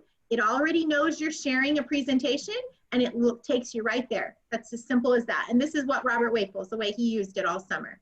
So, all right. So when you want to share a Pear Deck presentation, instead of using the Google or the PowerPoint present, this is what's different. You actually, in the Pear Deck menu, you actually use this green Start Lesson button. And that's how you start a lesson, because it's actually kind of being run through Pear Deck. And they're the ones that are capturing all the student answers and storing and archiving all that information for you. So that's why if you start it in Google Slides, it's not going to be interactive. If you start it in PowerPoint, if you just say present in PowerPoint, it's not interactive. But when you click the Start Lesson in the Pear Deck menu, that's what makes it interactive and what makes it live so students can connect to it. Also, these three little dots on the right next to Start Lesson, when you open that, it brings this menu down. This is where you can turn on or off student logins. So you can require students to log in, which means you will see their names in the dashboard. You will see who's giving what answers. Or you can just make it anonymous. And then it gives them like, you're the jellyfish, you're the zebra, you're the cow, you're the, it gives them a snail, or, but it's anonymous. So I like to see their names, so I require them to log in. And once they've done it once, they're much better at remembering their Google passwords than you are. So, and then this at the very bottom, review sessions, when you click on that, it takes you to your Pear Deck login page where you're already logged in. I'm actually going to stop this sharing this for a minute. See what I mean? I'm not as smooth as Scott Beyer. And I'm going to come over to here, and I'm going to go to my session, my presentation session. So when I click, oh, am I still sharing my screen? No. No. Okay, now you see it? There we go. Yeah. Okay, so if I were to launch this presentation, I would turn on Pear Deck. I'm going to close it so you can see how I would start this from the beginning. I would go to Add-ons, Pear Deck. Let's see, and open Pear Deck add-on. It's already there. I've opened it up now. It's coming. And then I would start the lesson with this Start Lesson button, and it would bring up that code. So all the students, and every time you do it, it's a new code. When you start it, I'll show you what it looks like. It gives you the option to start it as a instructor paste or as student paste. So if you do it instructor paste, that's like what we just did here. I'm the one running it. I'm advancing through the slides. I'm deciding how quickly we're going and when you submit, when I lock the screens. But if I do student paste, this is good for anybody that is teaching asynchronously. So if you want to launch your slides so students can go through them and interact and submit their answers on whatever different slides you have set up, you would launch it as a student paste activity. So I'll do that right now. And it's going to give me I have this in a shared drive. This is my school account. So I would actually have to copy that and put it in my, not in my shared drive at school. I'd have to put it in my own personal drive at school to launch it. But when I do that, it's going to bring me to Pear Deck homepage or launch it. It'll pop up a code just like it normally would. And it gives you the option to copy that link, and you could drop it in your Canvas or Blackboard or whatever your learning management system is. If you're using Microsoft Teams and you're doing PowerPoint, it's even more integrated, how you can make that available. Same thing with Google Classroom. There's little links in there that say publish this to a Google Classroom, and you can pick your Google Classroom. But here you can see all of my sessions. And now I can open up these sessions. So some of them, like I have some that I've been running that are still live. I could go and close those. Here's one that's student paced. And so it has a blue dot next to it. And so I can open that up. Let me see if I already have one that's open. I'll go to the dashboard for that, for the one that's open.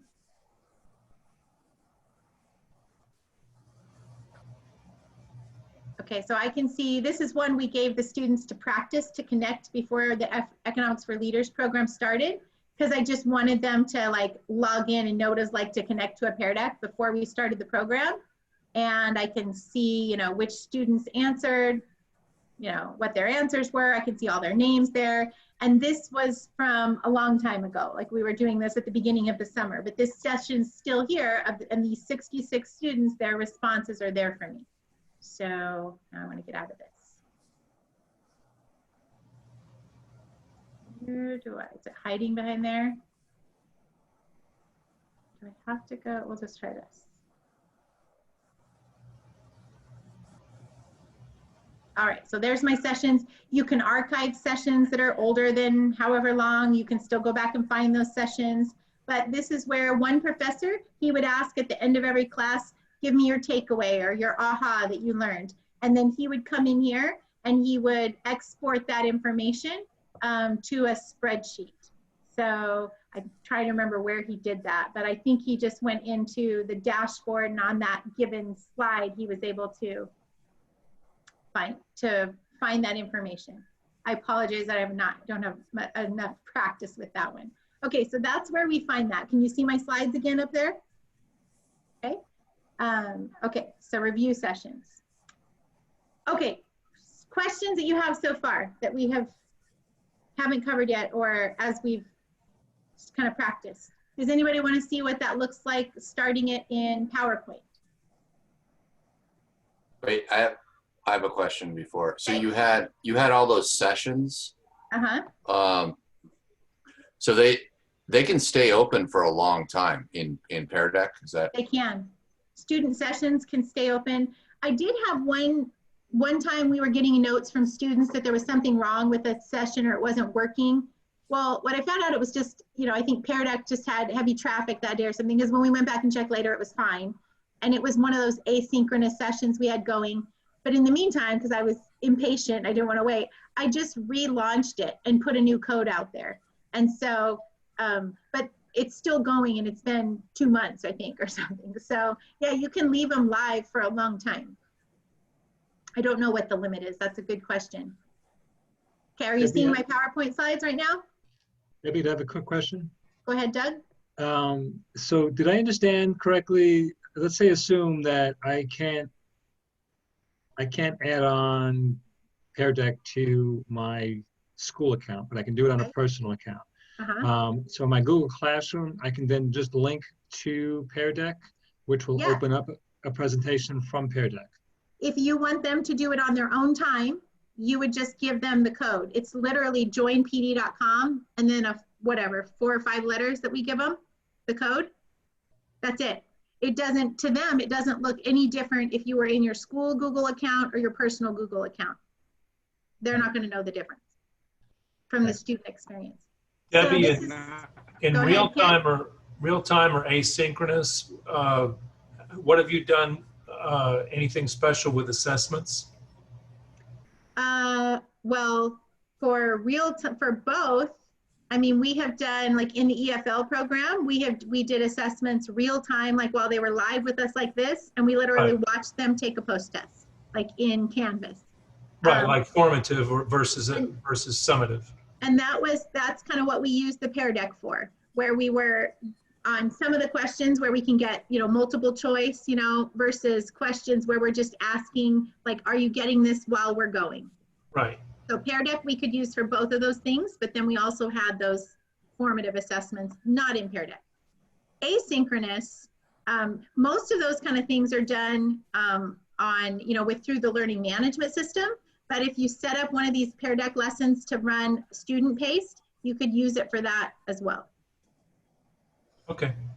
So in this, on the right for the PowerPoint one, notice the same thing when you open this little menu, you can go to, when you go to review sessions, this one takes you again to your Pear Deck account. It already knows and you're already logged in, but notice this is a different account for me. And I'm definitely not gonna have as many sessions with this one. Let's see how many free days I have left on this one. I only have 20 free days left of premium on this one. Okay, so here I have a session here. I've only one session on this account, but I can still access it here.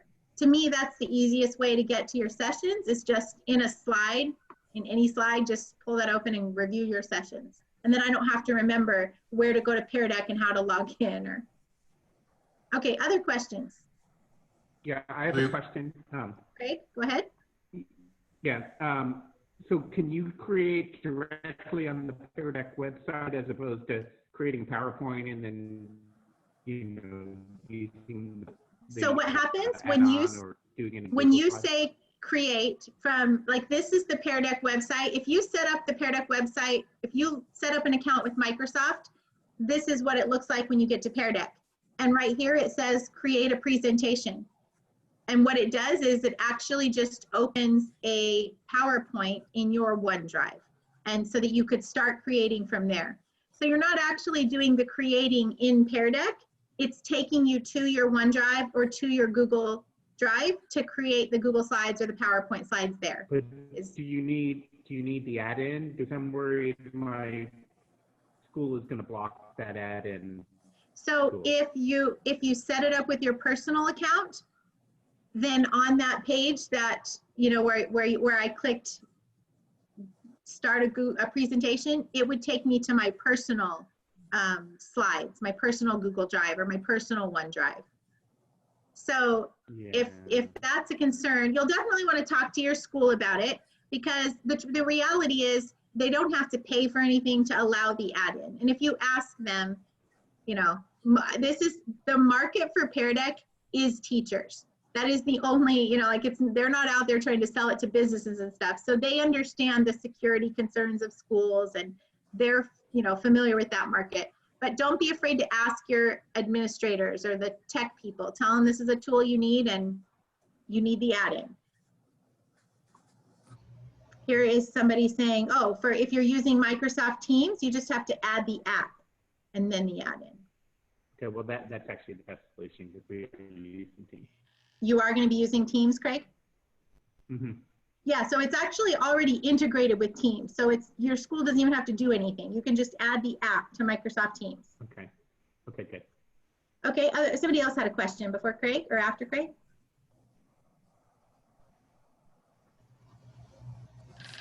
Debbie? Go ahead. I asked the question kind of really early in the chat.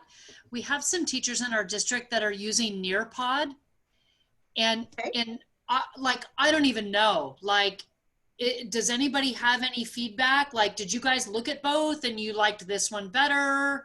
Or so I'm gonna ask Travis to chime in on this one. I have limited experience with Nearpod. I've used it kind of in this setting. I tried it out. I've used it in a couple different presentations, but running them, I don't know a lot. So I'm gonna ask Travis, you've seen this a little bit. You've used Nearpod. Can you identify what some of the differences are? Yeah, so Pear Deck, they're both cool, but they're doing different things. So it looks like Pear Deck, you add, it's an add-on thing into your either Google Slides or your PowerPoint. But what Nearpod does is it takes whatever slides you have, converted them into PDF, and then you put your activities in. So Nearpod is done at Nearpod, like you're building those in Nearpod, right? Right, and so it's been very easy for me just to take existing PowerPoints that I had and then dump them into Nearpod and then put the activities there, which is similar to what it's happening with the Google Slides. It's just I don't use Google Slides, so that's been that. But it looks like Pear Deck, based on what I've learned tonight, it has more like activities. Well, I guess Pear Deck has like a game. You can have like a game where they're competing against each other. So they kind of have a couple different activities. So one of the biggest things that I've noticed with people that are just starting to use like some of the new beta features in Nearpod now has Breakout Rooms and a couple of other features that so they're really very similar. The other thing is that Nearpod already has a library of like pre-made different types of PowerPoints that you can download into your own library and use. And Pear Deck hasn't quite developed that yet. Those are the two biggest things that I've been looking at. I really like Nearpod, just as my opinion, but I'm using Pear Deck right now because I have a free premium account. Yeah, so I would say both of them, as I understand it, Nearpod, you could do the same thing. You give students a code, they connect, they have it on their device, right? And then so I'm really intrigued by that breakout room thing, Wendy, because one of the most frustrating things for teachers that don't get to use Zoom is breakout rooms. Like, I don't know how they expect us to teach virtually without breakout rooms, where I can just say, okay, go pair up and talk with partner, come back. And I have control over those very easily with Zoom. Everywhere else, they're trying to catch up. but teachers are looking for workarounds. So I don't know, Wendy, do you know with Nearpod, do they breakout rooms have video where students can see each other and talk to each other? I believe so, yeah, because I just experienced that off of NGPF Okay. with a session with Amanda. So she would be a person to ask a little bit more about that.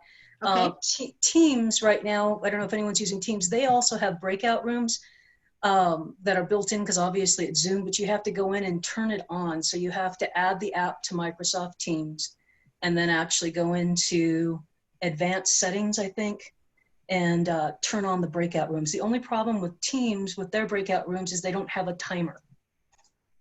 And so you can't call them, send them and call them back, kind of like we can in Zoom. I can be like kind of like God. I can say like, here you go, and I can literally pick students up. So for the farmers and fishers activity that you're going to get tonight, that one, the students are in, actually it's the cartels and competition. It's farmers and fishers. They're in these small groups, and then I combine them together into bigger groups. And so while they're in these little groups of 2, I literally will just, pick them up and plop them into another room, and then they just it's kind of like a rapture or something. Like, where did everybody go? I'm by myself, and then they all end up in a bigger room.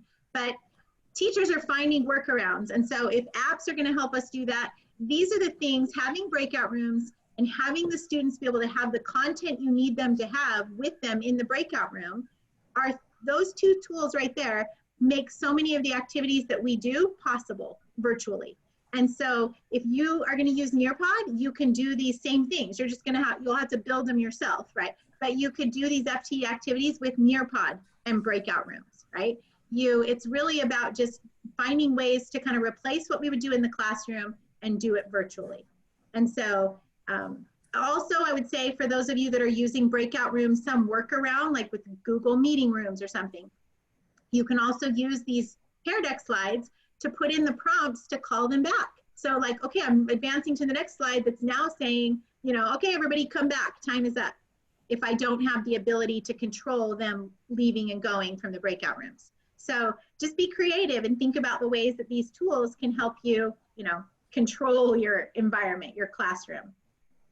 Okay, has anybody been working on they've just been tinkering around and they've made some Pear Deck slides, and they just want to try it out and see what it looks like to launch one of the presentations. So you get to be a guinea pig and share, and then we will all join and be your participants. Be brave. How often, when I practiced, I literally called my, kids in. I was like, okay, everybody connect. And they're like, what are we doing? I'm like, I just need to know what it looks like. I want to try it. And you could have your kids do that, but this is your chance. So any volunteers? Zoom is now the rapture. Can things get worse? I can try it. I mean, it's something that I've played with. So let's see. Let me log into my account is what I'm trying to do right now. Okay, go ahead and do that. Anybody else, while Wendy's pulling that up, have some slides open that they've added a couple things to? Oh, you know what? I want to actually show you because I didn't actually really focus on this. Go back a couple. So in the menu, it's really important. I can't believe I skipped it. Okay, so here we go. I passed it. Do you mean to be sharing your screen? I will. I do mean to be sharing my screen. How about that? Let me come back here. Okay, I want to show you this. Come back here to this one. So how do you add a slide or make a slide interactive when you have that menu open? These little dots right here, this ABC, choice, number, website, draw, or draggable, literally you just click on that button to make a slide interactive. So I'm gonna go ahead and come back over to I'll do it from the Google one. All right, are you seeing my PowerPoint slide now that Pear Deck gave me? So here's a slide they gave me, and I'll just add a new slide. Oh, you can see I've been using, here we go. Slide. Okay, so now I added the slide here, and this slide is nothing, or it could have been something I already created. I'm going to open Pear Deck by clicking these 3 dots over here and just opening the Pear Deck menu now in PowerPoint. And now for this slide, I want to make it interactive. All I have to do is come down here and click. Do I want it to be a text, a choice, a number, a website, a draw, or a draggable? I want it to be a text slide. So I click on ABC. That's all I have to do. It's ready to go. Now when I launch this presentation on this slide, it's going to let students type in text. You know, what are they going to type in? Well, that's up to me and whatever I want to put on this slide. Maybe I have a picture of grapes on this slide and I want to ask, what do you think, you know, what's your favorite fruit? And that picture will prompt me to ask that question. But all this did was tell Pear Deck that when this slide comes up, let the students type in an answer. Maybe on this slide up here, I want students to, you know, go to a website. So I would click website. And this one is actually going to ask me, it's going to say, what website do you want them to go to? I would just type it in. We want to go to fte.org. Should put in www. I'm going to update that slide. And now that slide is a Pear Deck slide. And so what you'll notice is on the bottom of the slide, you see this gray bar with a pear. And on the bottom of this slide, you see the gray bar with the pear. That's how you know they're Pear Deck slides. And it looks exactly the same in Google Slides. To delete this, I literally just click on that gray bar and I delete it. And it's no longer an interactive slide. It's gone. And if I want to change it, I could, maybe I'm going to say, I want it to be a choice. So click choice. It will ask you what choices do you want to give them. So I'm going to say yes or no. Update the slide. And so now it will ask them yes or no. I don't have any content. They don't know what they're, you know, I would definitely want to build something on there. Or maybe I just want to use one of their templates. So Wendy was talking about the ones that are pre-built in Nearpod. This is how you get to those for Pear Deck. You would just go to their template library. And this is how it works in PowerPoint. You actually go, when you click on templates, it takes you to the Pear Deck, all the Pear Deck templates. So here's all the beginning of class ones. You just download them. You can download them as Google Slides or PowerPoint. But in Google Slides, you don't actually, when you're doing it from Google Slides, you can actually just drop them right into your presentation. Here, you would download a whole PowerPoint that's full of all of these types of slides. So discussing hard topics, critical thinking, example questions, subjects, and more. We could go to more and more topics. So that's how you do it for PowerPoint.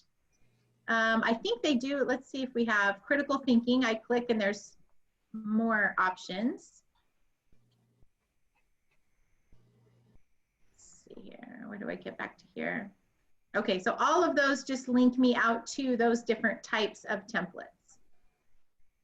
And it's opening those decks right now. So here's an example of one of the decks of slides. These are all, what kind did I open? Social emotional learning. So I don't know if we even care about this, but here's 13 different slides, you know, that are already pre-built that you could just drop into your PowerPoint presentations. Okay, so that's how it works for PowerPoint. I'm going to go over to the Google Slides now and show you the same thing. Okay, so here is a Google. This is for the orange market. I'm going to open up Pear Deck, go to add-ons.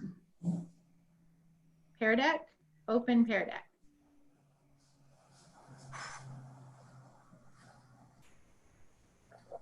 And now same thing, I can make this slide that already exists. I can say, let's make this a draw slide. And I just click draw. And now when I get to this slide, students would be able to draw on it. And if I decide I don't want to do that, I can just delete the gray bar. So you'll see at the bottom of my slide, it now shows a gray pear. It tells me that's an interactive slide.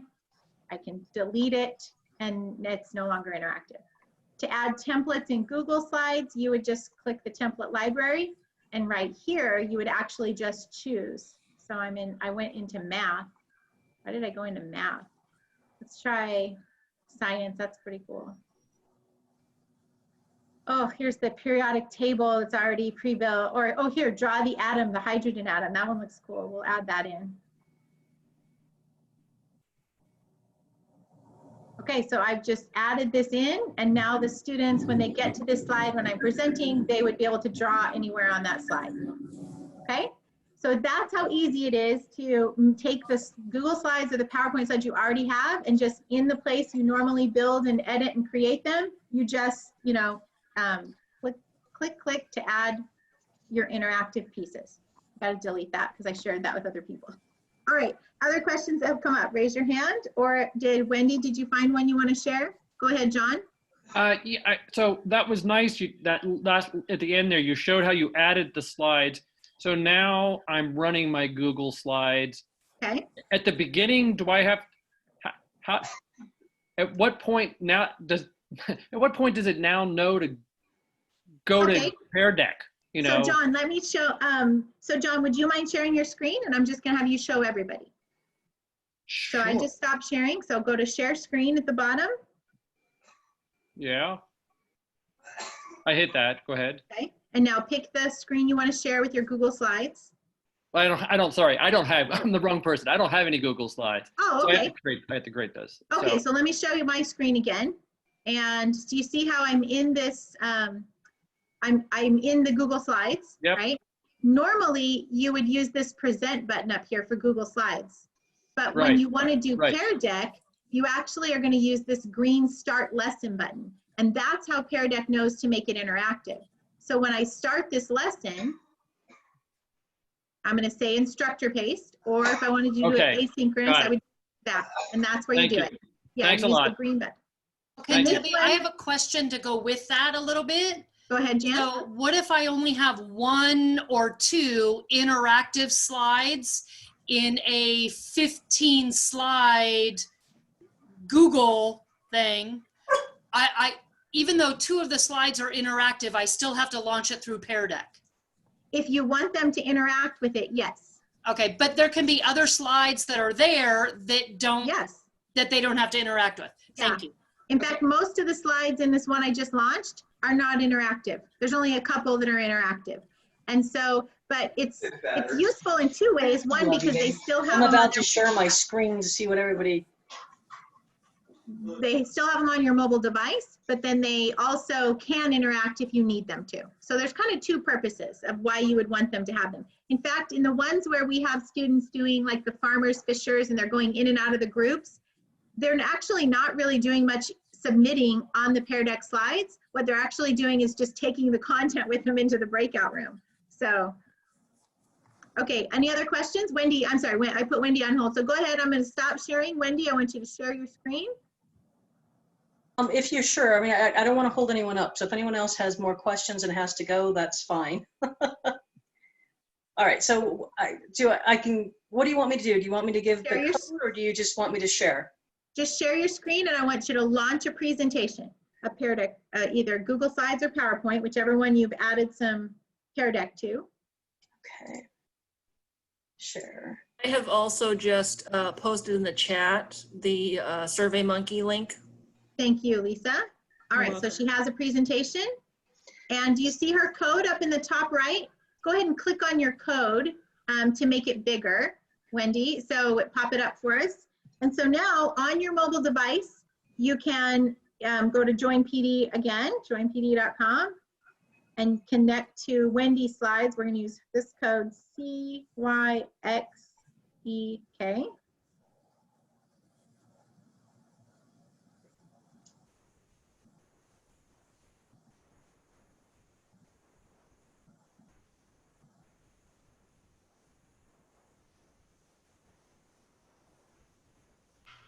And it looks like she is asking for a login.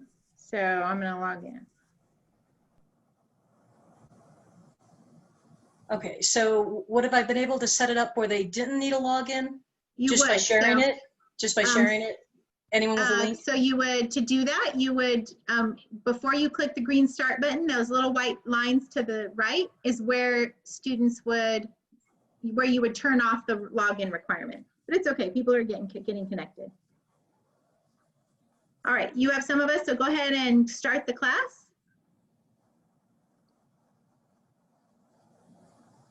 And advance to one of the interactive slides. Oh, okay, I'm getting there. Thank you. All right, let's see. Pretty slides. Okay. Okay, so how was our summer? And so now on our slides, we see we can submit.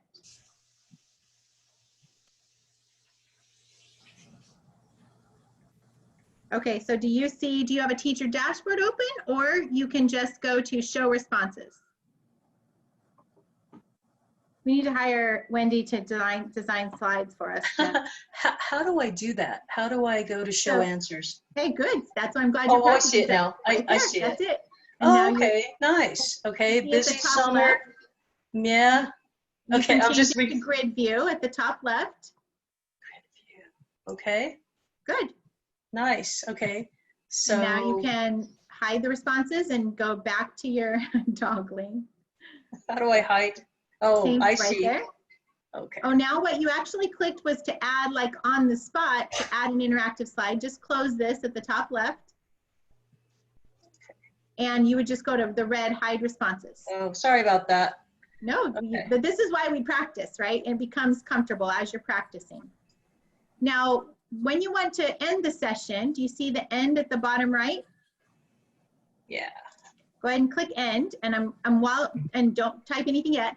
This is where you could give it a name so it's easier to find in your list, but I actually never named them because it just organized them with the date, and so I've looked them up that way. So it doesn't matter if you name them or not, but what you do want to do is always click that red button.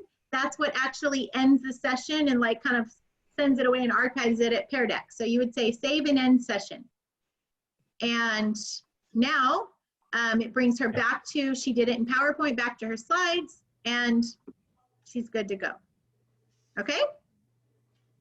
All right. I will stick around if you guys have any other questions, or if you weren't able to get connected to Pear Deck and you want a little bit of help with something, but you didn't want to take time from other people, we'll stick around and solve any tech support, help that we can for a few minutes. But everybody else, thank you for giving up 2 hours of your evening right before you're starting school. I hope it was a useful, time. Oh, I need to share a folder with you. Don't go anywhere. I'm going to do that right now. Let's see. Thank you so much. Thank you, guys. I'm going to put it in the chat. So I'm going to end this session. End the session and close it. All right. So where can I find that folder link? I already have open somewhere.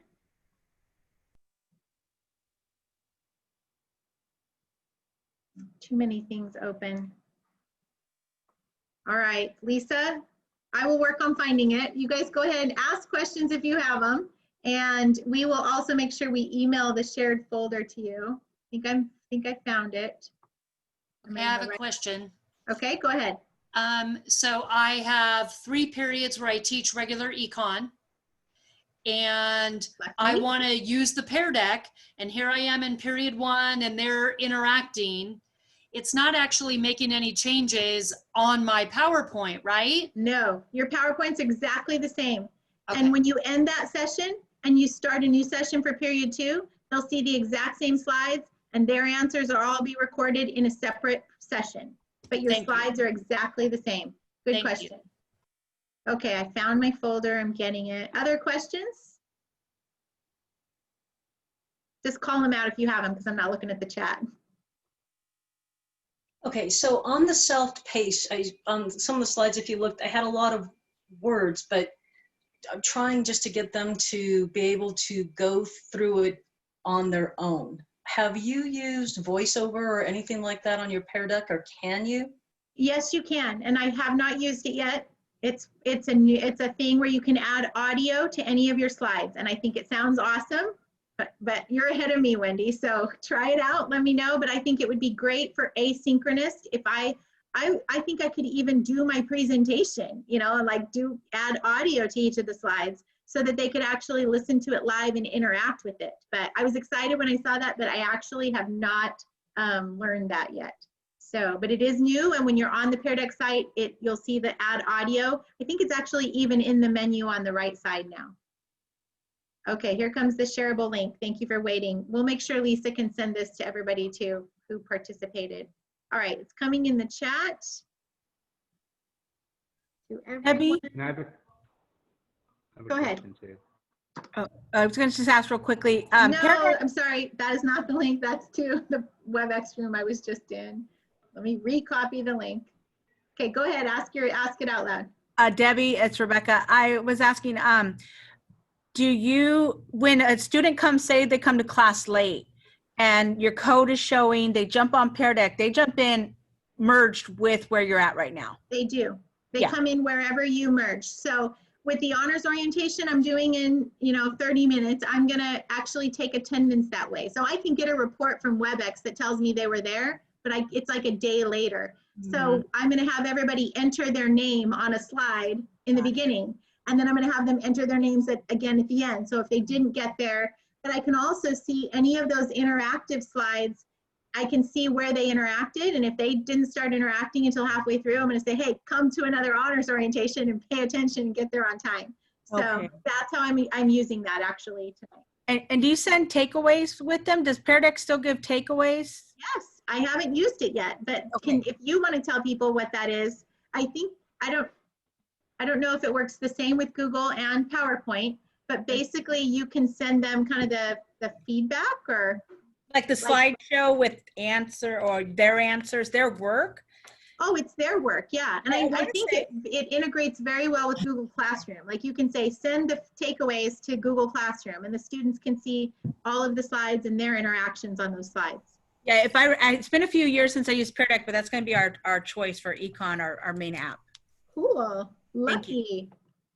The link is not open. Has anybody tried it? Somebody said, okay, let me try it now, maybe because it was connected to the other. Try clicking it now, where it's just separated from the other. Give me a thumbs up if anybody's got into the folder. Okay, so Adam says it's working. Once you get in there, you will see the slides from today, the active learning slides, and then you'll see cartels and competition, the activity slides, and the instructions that are written up with virtual delivery. So here's how you set up the breakout rooms. Here's when you send them away. Here's how, and use these Pear Deck slides. And these slides you can just copy and then edit however you want, but they're already integrated with Pear Deck. Okay, so you're free to go whenever. Hopefully, if you got the evaluation link from Lisa, you have the folder of resources now. If you want to stick around and get some help, just speak up. First come, first serve. Did anybody not get the ad in yet and you want me to walk you through it? I will help you do that and you'll never have to worry about it again. Say that again, Craig. I'm going to type in, I'm going to type in the chat bar, the error message I got when I tried to log into Wendy, I guess was her name, into hers. Because I could log into yours, but I couldn't log into hers, and that's what I got. So I did notice Wendy's were PowerPoint slides, and so I had to log in with a Microsoft account, and that's probably what it was. But did you have any trouble connecting to mine when I asked you to log in?